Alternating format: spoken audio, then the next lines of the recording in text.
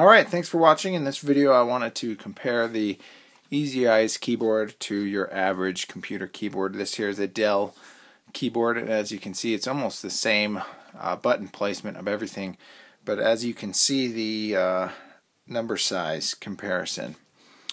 Much easier to see the brighter keys, of course, make it easier to see the contrast with the big letters. And as far as typability, you know, it's basically the same. These keys feel a bit smoother. These feel a bit rougher.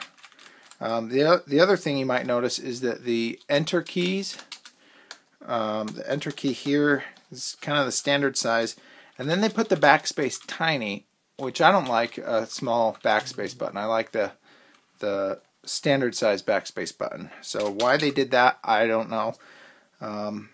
Then of course you also have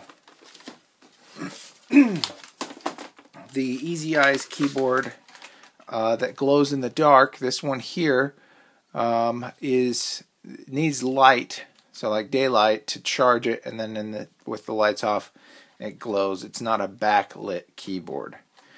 So those are the two EasyEyes keyboard. You have just the bright yellow one, so if you had the lights on, or the glowing ones. But if you know how to type, that's not really, you don't really look at the keyboard anyway. But then I wanted to compare also the size of, this is an Apple wireless keyboard.